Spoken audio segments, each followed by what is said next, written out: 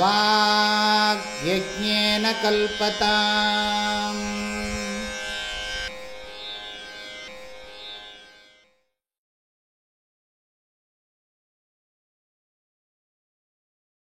உத்தரேதாத்மனாத்மானம்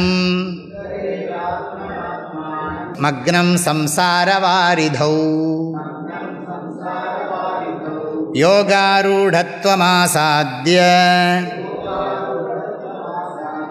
சம்யக் தர்சனநிஷ்டயா உத்தரேதாத்மனாத்மானம் மக்னம் சம்சாரவாரிதௌ யோகாரூடத்வமாசாத்ய சம்யக் தர்சனநிஷ்டயா. இப்போ சொன்ன விஷயத்தையே 7 ஸ்லோகத்தில் இன்னும் விரிவாக சொல்கிறார் அப்படின்னு சந்திரசேகர பாரதி சுவாமிகள் மகாஸ்வாமிகள் உபதேசம் பண்ணுறார், வியாக்கியானம் பண்ணுறார். 8வது ஸ்லோகத்தில் சொன்ன விஷயத்தை இன்னும் 7 ஸ்லோகத்தில் எக்ஸ்பிளைன் பண்ணுறார். நான் ஒரு ஸ்லோகத்திலே இவ்வளோ நேரம் எடுத்துட்டுருக்கேன். அதோ விமுக்தியை பிரயத்தேத்த, கர்மத்தினால் முக்தி இல்லை என்பது தீர்மானமாகிவிட்டதால் அறிவாளியானவன் தன்னுடைய கடமைகளை முறைப்படி துறந்துவிட்டு பொறுப்புணோடு தொடர்ந்துவிட்டு தகுந்த ஆசிரியரிடம் சென்று அவரால் உபதேசிக்கப்படும் அறிவை பெற்று அதிலேயே மனதை நிலைநிறுத்தி முழுமையான நிம்மதியை உணர்ந்து கொள்வானாக. அது சொல்லியாச்சு. நான் மோட்சத்தை முழுமையான நிம்மதின்னு மொழிபெயர்க்கிறேன், அவ்வளோதான், வேற ஒன்றும் இல்லை. ஏன்னா இது ரொம்ப ஈஸியாக கலோக்கியலாக இருக்குது, புரியுறது, அதுக்காக வேண்டும். இப்போ என்ன சொல்கிறாருன்னா, உன்னை நீ இந்த ப்ராப்ளத்துலேருந்து உன்னை வெளியில் ஏற்றிக்கோ, கொண்டு வா, கரையேறு கரையேறு.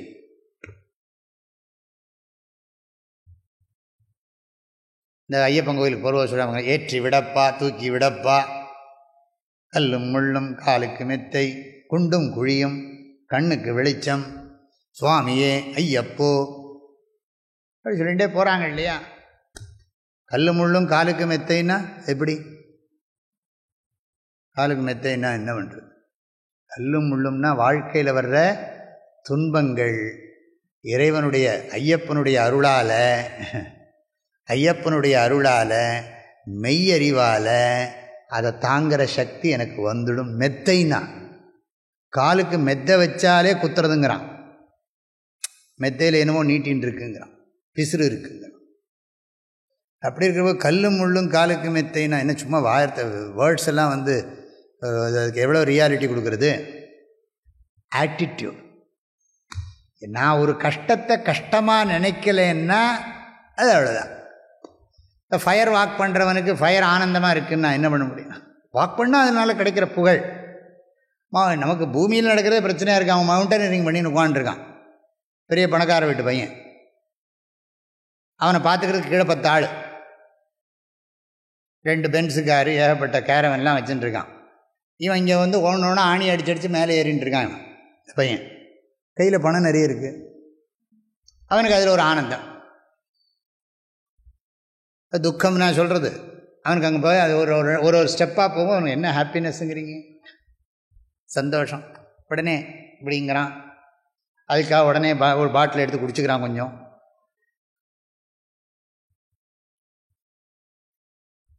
பக்கத்தில் இருக்கணும் சீயர்ஸுங்கிறான்.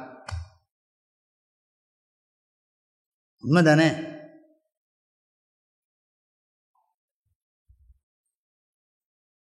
எதுக்கு நான் இந்த ஐயப்ப சுவாமி கோயிலுக்கு போகிற போது குண்டும் குழியும் கண்ணுக்கு வெளிச்சம், குண்டில் விழுறான், எழுந்திருக்கிறான், ஆனால் கஷ்டத்தை பொருட்படுத்த மாட்டேன்னு அர்த்தம். பகவான் ஐயப்பனை தரிசனம் பண்ண போகிறேன், தர்மசாஸ்தா, அவரும் டீச்சர் தான், இப்படி தானே சின்முத்திரையோடு இருக்கார். ஐயப்பன் டீச்சர், தர்மசாஸ்தான்னா டீச்சர்னு அர்த்தம். யார் சாஸ்திரம் சொல்லி கொடுக்குறாரோ அவர் பேர் சாஸ்தா. சாஸ்திரம் யஹா உபதிஷதி சஹா சாஸ்தா. அதனால் Dharmasastha, values, ethical values, moral இதெல்லாம் சொல்லிக் கொடுக்குற, வேல்யூஸ் எல்லாம் சொல்லிக் கொடுக்குறவர், வெர்ச்சூஸ் எல்லாம் சொல்லிக் கொடுக்குறவருக்கு பேர் டீச்சர், தர்மசாஸ்தா. பிரம்மசாஸ்தா, அப்சல்யூட் ரியாலிட்டியை பற்றி டீச் பண்ணால் அவர் பிரம்மசாஸ்தா. சுப்பிரமணிய சுவாமிக்கு பிரம்மசாஸ்தான்னு ஒரு பேர். ஏன்னா பிரம்மனுக்கு சொல்லி கொடுத்தார் இல்லையா ஓங்காரத்துக்கு அர்த்தம். அதனால் சுப்பிரமணியருக்கு பிரம்மசாஸ்தான்னு ஒரு பேர். இப்போ இங்கே என்ன சொல்கிறாருன்னா, நீ பக்குவத்தை அடைஞ்சு நீ உன்னை கரையேற்றிக்கணும். நான் உனக்கு ஹெல்ப் பண்ணலாம், எல்லாரும் நம்ம வளர்ச்சிக்கு ஹெல்ப் பண்ணுறாங்க, அப்பா அம்மா ஹெல்ப் பண்ணுறாங்க, ரிலேஷன்ஷிப் எல்லாம் ஹெல்ப் பண்ணுறாங்க. நம்ம எதுக்குன்னா நம்ம நல்லா இருக்கணும் அப்படிங்கிறதுக்காக நம்மளுக்கு சுற்றி எல்லோரும் ஹெல்ப் பண்ணுறாங்க, நம்ம க்ரோ பண்ணணுங்கிறதுக்காக வேண்டி. ஆனால் நாமளும் ட்ரை பண்ணணுமே, நானும் எஃபர்ட் எடுக்கணுமே. நான் கையை பிடிக்கிறோம் வான்னா, நான் முடியாதுன்னு சொன்னால் என்ன பண்ண முடியும்? நானும் சேர்ந்து ஒத்துழைச்சா தான் மேலே கரையேற முடியும். கிணத்துல இருக்கிறவன ஒருத்தனை இது பண்ண அவனும் எஃபர்ட் எடுக்கணுமோ இல்லை? நான் கை கொடுக்குறேன், அவனும் எஃபர்ட் எடுத்தா தானே.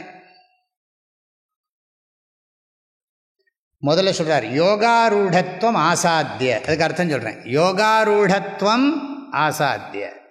யோகாரூடத்துவம்னா என்ன அர்த்தம்? மனசை நன்றாக பக்குவப்படுத்திய பிறகு நம்ம செயல்களெல்லாம் ஒழுங்காக செஞ்சு நான் கடவுளுடைய என்னுடைய விருப்பு வெறுப்புப்படி நான் வாழ மாட்டேன், மனம் போன போக்கில் நான் போக மாட்டேன், சாஸ்திரங்கள் சொன்னபடி திருவள்ளுவர் சொன்னபடி பெரியோர்கள் சொன்னபடி என் மனதை நன்றாக வைத்து கொள்வேன் அப்படின்னு எங்கிட்டே எனக்கு ஒரு ஆட்டிடியூடு வேணும். ஐ ஆம் ஒபீடியன்ட்.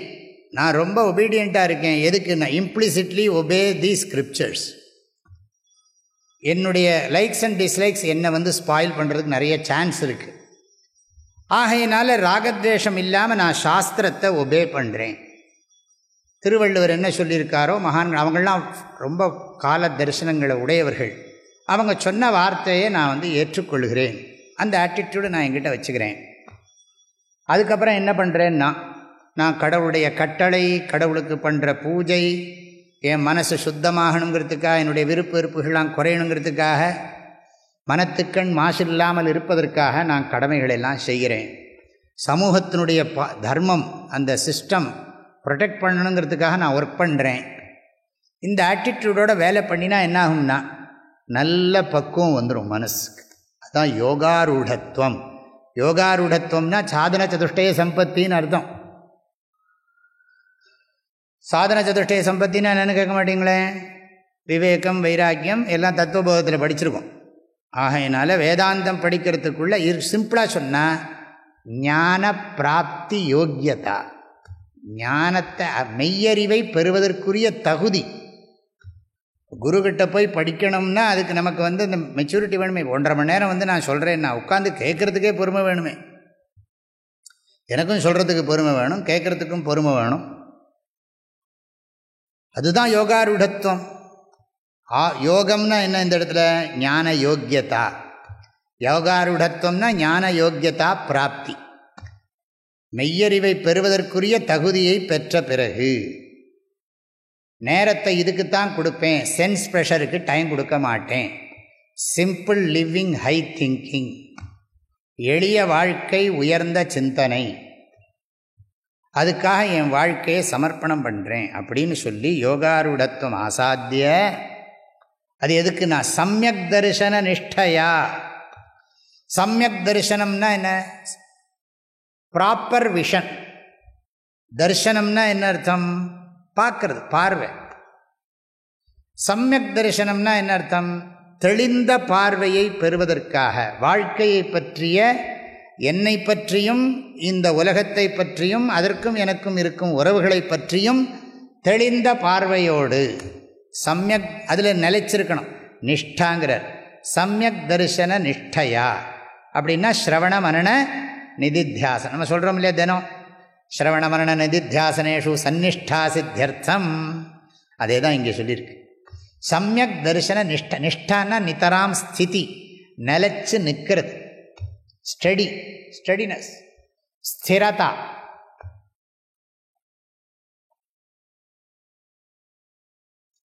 அந்த ஸ்திரதாவை தான் சொல்கிறார். அதையே இருக்கணும். அதாவது எல்லாத்தையும் பக்குவத்தை அடைந்த பிறகு இதுக்கே நேரத்தை கொடுத்து, அப்போ அதனால் என்ன பண்ணுறதுன்னா ஆத்மானம், உன்னை. ஆத்மானம்னா தன்னைன்னு அர்த்தம், ரிஃப்ளெக்சிவ் ப்ரோனவுன். ஆத்மானம்னா தன்னை. தன்னை எப்படிப்பட்ட தன்மைனா சம்சார வாரிதௌ மக்னம் ஆத்மானம். இந்த சம்சாரங்கிற கடல், பிறவி பெருங்கடல், இந்த பிறவி பெருங்கடல்ல மூழ்கிட்டு இருக்கிற தன்னைன்னு அர்த்தம். சம்சார வாரிதௌ மக்னம். Problem to problem to problem to problem, சின்ன வயசுலேருந்து கடைசி வரைக்கும். ஏன்னா happiness to happiness to happiness to ஹாப்பினஸாக போகிறான் எல்லோரும். சாட்டிஸ்ஃபேக்ஷன் டு சாட்டிஸ்ஃபேக்ஷன் டு சாட்டிஸ்ஃபேக்ஷனா, டிஸாட்டிஸ்ஃபேக்ஷன், ஆல்வேஸ் எக்ஸ்பெக்டிங் சாட்டிஸ்ஃபேக்ஷன். இது செக்கு மாடு மாதிரி இருக்கு. இந்த செக்கு மாடு கதை கேட்டிருக்கீங்கள்ல, சொல்லியிருக்கேன் நிறைய தடவை. இந்த செக்கு மாடுக்கு என்ன பண்ணுவான், அந்த மாடு இப்படி இருக்கும், முன்னாடி ஒரு புல் கட்டிடுவான்.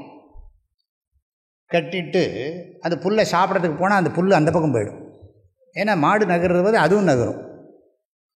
நகர இப்படி சுற்றிகிட்டே இருப்பான். மாடு சுற்றிகிட்டே இருக்கும், அது பாவம் புல்லுக்காக தேடிகிட்டே இருக்கும். இவன் இங்கே எண்ணெய் ஆட்டிடுவான். எண்ணெய் ஆட்டி எடுத்ததுக்கப்புறம் கருணாமூர்த்தி யார், அந்த செக்கு ஆட்டினம் இருக்கானே, அதை பிடுங்கி கொடுப்பான் மாட்டுக்கு. அப்புறம் அவனை பார்த்து இப்படியே ஏங்கும். அவன் பார்க்க ஒரு மாதிரி பார்க்கும். அது என்ன சொல்கிறதோ, எனக்கு கொடுத்ததுக்கு சந்தோஷம் சொல்கிறதா, படுபாவி எனக்கு முன்னாடி வச்சு இப்படி படுத்தி எடுத்தியேன்னு சொல்கிறதா, என்னத்தை சொல்கிறது? அது மாதிரி வாழ்க்கையில் மனிதன் மகிழ்ச்சியை தேடிகிட்டே இருக்கான். இது எப்படி இருக்குன்னா, கற்கண்டு இனிப்பை தேடி ஊர் முழுக்க அலைகிற மாதிரி இருக்கு. இருக்கும் இடத்தை விட்டு இல்லாத இடம் தேடி எங்கெங்கோ அலைகின்றார். ஆஞ்சநேயர் தான் சொன்னார். ஆஞ்சநேயருக்கு இந்த முத்து மாலை கொடுத்தாங்கம்பா சீதாதேவி. எந்த புஸ்தகத்தில் இருக்குதுன்னு தெரியல. அதனால் சீதாதேவி ஆஞ்சநேயருக்கு முத்து மாலையை கொடுத்தாலாம். பட்டாபிஷேகம் முடிஞ்ச உடனே கொடுத்த உடனே இவர் என்ன பண்ணாலும் கடிக்க ஆரம்பிச்சிட்டாங்க. இவன் சொன்னால் குரங்கு புத்தியை காட்டிட்டார் பாருன்னா. இவர் கடித்து துப்புறார். யார்? ஆஞ்சநேயர். எதுக்கு இப்படி பண்ணுற அப்படின்னு கேட்டதுன்னா, எல்லாருக்கும் முன்னாடி இப்படி பிஹேவ் பண்ணுறியே, நல்ல குணமாக இது அப்படின்னு கேட்டால், இல்லை இதில் எதிரியா ஒருத்தனா ராமன் இருக்கானான்னு பார்த்தேன்னு. இது கதை ஞாபகம் வச்சுக்கணும். ராமன் இருக்கானான்னு பார்த்தேன். கடைசியில் ராமன் எங்கே இருக்கான்னா, ராமன்னா என்ன தெரியுமா அர்த்தம்? ரம் அப்படின்னாலே ஹாப்பினஸ், சந்தோஷம்னு அர்த்தம். ஸ்வயம் ரமத்தை அந்யான் ரமயதீதி ராம. வசிஷ்டர் பேர் வைக்கிற போதே இவனும் ஆனந்தமாக இருப்பான், எல்லாருக்கும் ஹாப்பினஸ் கொடுப்பான்னு தான் ராமனுக்கு பேர் வச்சார். அதில் ஸ்வயம் ரமத்தை. இவன் எல்லாரும் என்னென்னா, இன்றைக்கி நான் சந்தோஷமாக படுத்தேன், நாளைக்கு காலம்புற சந்தோஷமாக எந்திரிப்பேன், சந்தோஷமாக வாழ்க்கையை நடத்துவேன், என்ன வாட் எவர் தி ப்ராப்ளம், எங்கே என்ன சுச்சுவேஷன் இருந்தாலும் சரி நான் சந்தோஷமாக இருப்பேன்னு. அதுக்கு எவ்வளவு பக்குவம் வேணும் மனசுக்கு. ஏன்னா நம்ம ஏகப்பட்ட கண்டிஷனை போட்டுட்டு வாழ்ந்துட்டு இருக்கோம் லைஃப்பில். இப்படி இருந்தால் தான் எனக்கு சந்தோஷம், அப்படி இருந்தால் தான் எனக்கு சந்தோஷம், இப்படி இருந்தால் தான் சந்தோஷம். ஆகையினால யோகாரூடத்துவம் ஆசாத்திய சமயக் தரிசன நிஷ்டையா சம்சார வாரிதௌ மக்னம் ஆத்மானம் ஆத்மனா உத்தரே ஆத்மானம் ஆத்மனா உத்தரேத். நீ தான் உன்னை நீ கரையேற்றிக்கணும். உனக்கு ஹெல்ப் பண்ணுவாங்க. அதாவது இதுக்கு நிறைய சொல்கிறது உண்டு. ஸ்கிரிப்சர் இருக்குது, டீச்சர் இருக்கார், எல்லாம் ரெடி. நீ ரெடியான, நாங்கள் ரெடி, நீங்கள் ரெடியாங்கிறான். சாஸ்திரம் சொல்கிறது நான் ரெடிங்கிறது. நான் டீச் பண்ணுறேன், எல்லாத்துக்கும் நான் தயாராக இருக்கேன். நீ நினச்சா தானே நான் உய்வு பெறணும்னு நீ நினைக்கணுமே. ஏன்னா எல்லாம் வாயில் ஊட்டலாம், கடித்து முழுங்குற வேலை யார் பண்ணுறது? இல்லாட்டி பாயசத்தை கொடுத்தா கூட முழுங்க மாட்டேன், துப்பித்தினா குழந்தை மாதிரி. இந்த குழந்தைக்கு இந்த சங்கில் பால் கொடுப்பாங்க குழந்தைக்கு, அதுக்கு பிடிக்குமா என்ன? அது சங்கில் மருந்தை விட்டு இதெல்லாம் கொடுத்தோன்னா இந்த பக்கம் வழிச்சுட்டே இருக்கும். அப்புறம் வழித்து வாய்க்குள்ளே விட்டு. ஏன்னா அதுக்கு அது ஒத்துக்கிறது இல்லை, அதுக்கு பிடிக்க மாட்டேங்கிறது. அப்புறம் நம்ம என்ன பண்ணுறோம்? சாப்பிடு. நம்ம எந்த ஆட்டிடியூடில் பண்ணுறோம்? அது குழந்தைக்கு நல்லதுக்காக பண்ணுறோம். அதுதான். ஆக நீ என்ன பண்ணணும்னா, அந்த ஏஜில் சரி, ஆனால் ஒரு மெச்சூரிட்டி வந்ததுக்கு பிறகு என்ன பண்ணணும்னா, நாம் தான் நம்மளை கரைவேற்றிக்கணும். எல்லாரும் ஹெல்ப் பண்ணாலும் இதுக்கு குரு கிருப்பா, ஈஸ்வர கிருப்பா, இறைவனுடைய அருள், குருவினுடைய அருள், ஸ்கிரிப்சர்ஸோட அருள், எந்த அருள் இருந்தாலும் சரி, செல்ஃப் ஆத்ம கிருப்பா, என்னுடைய அருள் எனக்கு வேணும், அந்த வில்லிங்னஸ் வேணும். அதுதான் சொல்கிறார் இங்கே, புருஷார்த்தம் வேணும். நீ குருக்கிட்ட போயிட்டா மாத்திரம் போராது, நீயும் நிறைய டைம் கொடுத்து, எல்லாம் குருவே நீங்களே என்ன கரையேற்றுங்கன்னா அவர் சொல்கிறார், நானும் உனக்கு கைப்பிடிக்கிறேன், நீயும் எஃபர்ட் எடு, 2 பேரும் சேர்ந்து எஃபர்ட் எடுப்போம். போத் சைடு இருக்கணும்ப்பா அப்படிங்கிறதுக்காக சொல்கிறார். புருஷ பிரயத்தனம், நம்முடைய செல்ஃப் எஃபர்ட் வெரி இம்பார்ட்டன்ட். அதுக்கு இந்த செல்ஃப் கான்ஃபிடென்ஸும் வேணும், செல்ஃப் கான்ஃபிடென்ஸும் வேணும், என்னால் முடியுங்கிற எண்ணமும் வேணும், செல்ஃப் எஃபர்ட்டும் இம்பார்ட்டன்ட். ஆக உத்தரேத் ஆத்மனாத்மானம் மக்னம் சம்சார வாரிதௌ யோகாரூடத்வம் ஆசாத்திய சம்யக் தரிசன நிஷ்டயா. ஆக இந்த ஸ்லோகம் பக்குவத்தை பெற்ற பிறகு, பக்குவத்தை அடைந்து ஸ்ரவண மனன நிதித்தியாசனம் குருமுகமாக பண்ணி நீ உன்னை கரையேற்றிக் கொள்வாயாக. உத்தரேதாத்மனாத்மானம் மக்னம் சம்சாரவாரிதௌ யோகாரூடத்வமாசாத்ய சம்யக் தர்சன நிஷ்டயா. உத்தரேதாத்மனாத்மானம் மக்னம் சம்சாரவாரிதௌ யோகாரூடத்வமாசாத்ய சம்யக் தர்சன நிஷ்டயா.